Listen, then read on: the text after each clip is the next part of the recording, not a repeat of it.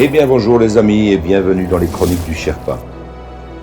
Nous voici maintenant en 2026 pour continuer de progresser pas à pas vers le sommet situé à 17 000 pieds armé de notre piolet et de notre masque à oxygène. Avec 100 épisodes dans les crampons, nous poursuivons lentement notre longue ascension avec nos analyses de 2023 jusqu'en 2025 au travers de nombreux sujets clivants édités en podcast par une très belle cordée d'âmes éveillées. Pour les nouveaux arrivés, reportez-vous à la playlist des tout premiers épisodes afin de vous imprégner des débuts de l'aventure et acquérir les clés de compréhension nécessaires qui vous aideront tout au long de ce voyage hors du temps du projet Looking Glass. Pensez à vous abonner à la chaîne et cliquez sur le pouce si vous en appréciez le travail. Merci à toute l'équipe de la Z-Team qui œuvre sans compter ses heures pour offrir ces infos à l'humanité. Rendez-vous au sommet pour contempler le nouveau monde avec la vision à 360 degrés de Sherpa One, ainsi que de MF Révélation et Métamorphose. Bonne écoute à tous et à toutes. Where we go one, we go all.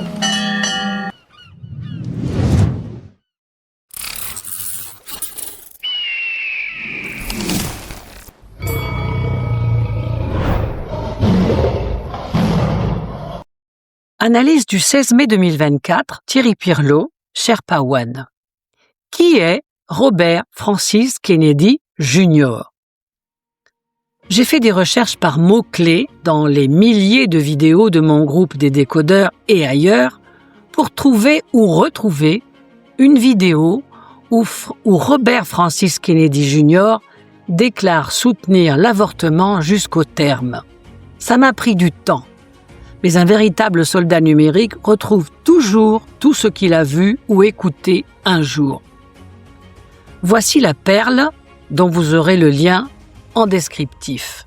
Mais bon, ce n'est pas le plus important. L'essentiel est de comprendre qui est RFK Junior aujourd'hui et pour qui il travaille. Stanislas Berton, homme de lettres, auteur de nombreux ouvrages et qui ne fait pas de déclarations sur X sans les avoir vérifiées, a partagé dans un tweet une interview de RFK Junior réalisée par l'animatrice Sage Steele. Lien aussi en descriptif. Je pense que c'est dans ce contexte abortions, c'est-à-dire avortement, que RFK Junior a répondu à Sage Steele.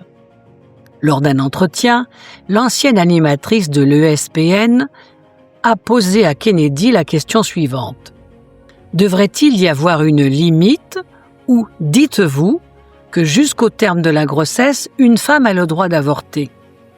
Kennedy a répondu qu'il ne pensait pas que quelqu'un voudrait faire cela à 8 mois de grossesse, mais que la décision d'avortement ne devrait pas être entre les mains du gouvernement, mais entre les mains des femmes. Steele a continué à pousser Kennedy, lui demandant s'il était d'accord avec la norme Roe v. Wade ou avec le fait que l'avortement soit laissé à la discrétion des États, et Kennedy a réitéré que cette décision ne devrait pas revenir aux États, mais à la mère. Même s'il s'agit d'un avortement à terme, a déclaré M. Kennedy en réponse à une question complémentaire. Mais je ne pense pas que ce soit acceptable, a-t-il ajouté. Lorsque Steele a demandé « Vous autoriserez les avortements tardifs ?»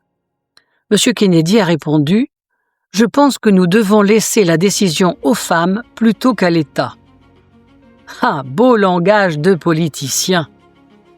Une remarque cependant. Avortement est une notion très large et l'anglais n'est pas aussi précis que le français à ce niveau et parle de « abortions ». Nous devons toutefois faire le distinguo entre IVG et IMG. IVG signifie interruption volontaire de grossesse. IMG, interruption médicale de grossesse. Cette dernière est requise lorsque 1. La vie de la mère est mise en danger par le fait même de sa grossesse. 2. Lorsque l'enfant à naître présente tous les signes éthique d'une impossibilité de vie décente, par exemple anencéphalie, microcéphalie, absence d'organes vitaux, etc., etc., qui, normalement, devraient être détectés à l'échographie morphologique des 20 semaines. Personnellement, j'adhère à l'idée, vu que la vie de la maman est toujours la priorité. Le souci et la subtilité de la question est que la France tente depuis 2020 de prendre le même chemin que certains États américains en autorisant l'avortement à terme pour cause de détresse psychosociale de la mère. 2 liens vous seront proposés en descriptif concernant la France.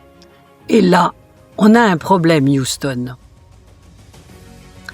Avec toute cette pression wokiste LGBTQ+ aux États-Unis et le travail d'extrême gauche fait par Soros derrière Planned Parenthood, qui s'occupe des avortements à gogo, et plus discrètement du trafic de fœtus et même de bébés à terme vers des destinations inconnues, je pense que Kennedy devrait être aussi clair que Trump sur le sujet.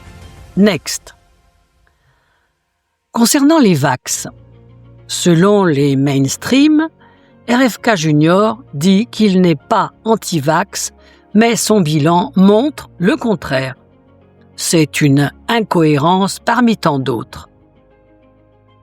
Voici un extrait de l'article mainstream d'actualité AP dont vous trouverez également le lien.